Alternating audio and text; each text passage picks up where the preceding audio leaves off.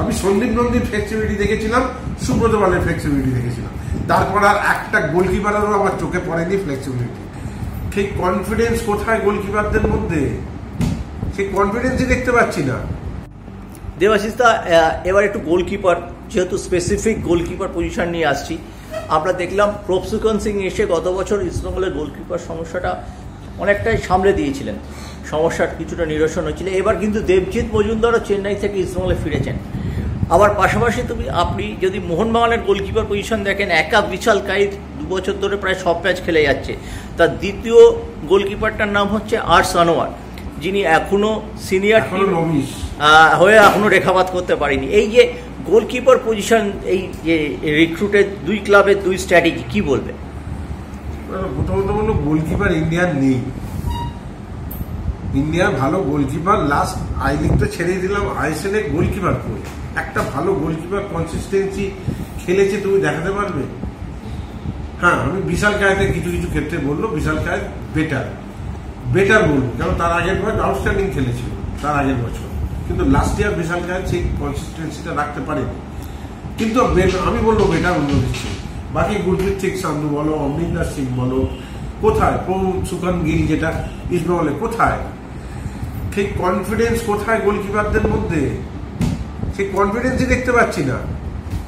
Confidence যদি না থাকে, একটা গোলকিপার ভালো ফুটবল খেলবে কি করে? এই প্রভসুকন গিল যখন খেলে তখন অ্যাটাক করলে তোর চোখ মুখ দেখবে, মানে মনে হচ্ছে চোখ ঠিকরে বেরোচ্ছে, প্লেয়ারদের সঙ্গে ঝামেলা করছে, চেঁচাচ্ছে। গাইড করা আর চেঁচানো দুটো আলাদা, এদের মধ্যে সেইটা মানে নিজে যদি কনফিডেন্স না থাকে নিজের ওপর, তাহলে এই জিনিসগুলো হয়। আর যার নিজের কনফিডেন্স থাকবে সে যে কোনো পরিস্থিতিতে দেখবে এত কাম অ্যান্ড কোয়াইট, এই টিনার্সের মধ্যে তার চলাফেরা হাঁটা চলা দেখবে এত ইজি।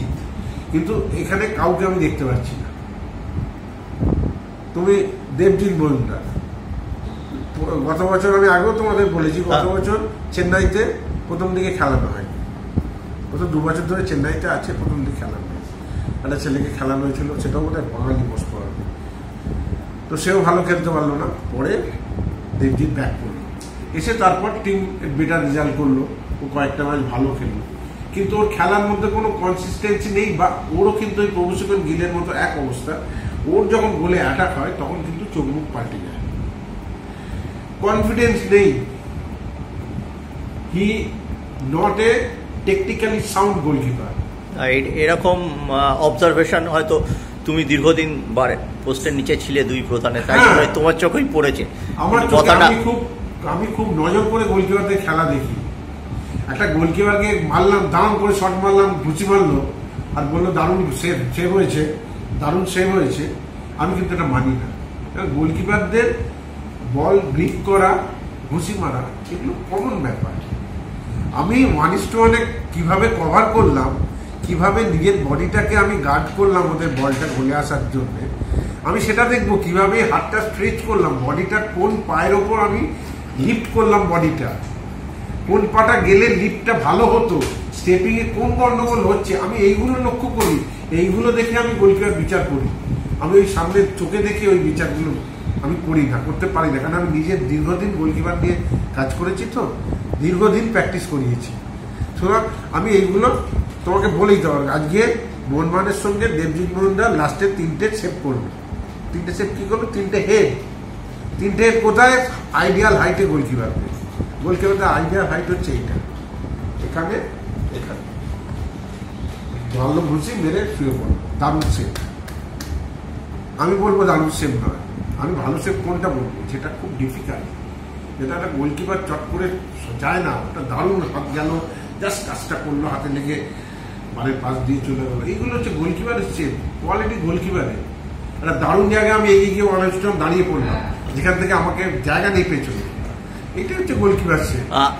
দেবাশিস, এত ভিভিডলি তুমি যখন গোলরক্ষকদের পর্যবেক্ষণ করো, ইদানিং তোমার দেখার সেরা সেভ কোনটা? অবশ্যই টার্কির গোলকিপারটা ইউরো কাপে যে সেভটা নিয়ে লেভিয়াসেনের সঙ্গে তুলনা হচ্ছে, হেড করেছিল, বাউন্স করে যাচ্ছিল, টাচ করে তুলে দিল, অসাধারণ সেভ হয়েছে। কিন্তু তুমি ইন্টারন্যাশনাল না ইন্ডিয়ার কথা বলছো? ইন্টারন্যাশনাল বলেছো, খুব ভালো কথা। আর ইন্ডিয়ান পার্সপেক্টিভে যদি বলো, ভারতীয় দেখো এক্স্যাক্টলি বলতে পারবো না, তবে আমার বিশাল কায়েতের কয়েকটা সেভ খুব ভালো লেগেছে, খুব ভালো লেগেছে। গুরপ্রীত সিং সান্ধুর একটা সেভ ভালো লেগেছে। আমি এক্স্যাক্টলি বলতে পারবো না কোন ম্যাচ কি, আমার ভালো লেগেছে। কিন্তু আমার কথা হচ্ছে একটা সেভ 10টা ম্যাচে একটা সেভ কি সাফিসিয়েন্ট পারফরমেন্সের নিরিখে? তাদেরকে আমরা এই আলোচনায় আনা যায় না, আমি আনতে পারি না। আমি 20টা ম্যাচ খেললাম, একটা দারুণ সেভ করলাম, করে আমি কি বলতে পারি আমি সেই জায়গায় যেতে পারবো? পারবো না, বা তাকে সেই জায়গায় নিয়ে যাওয়া উচিত নয়।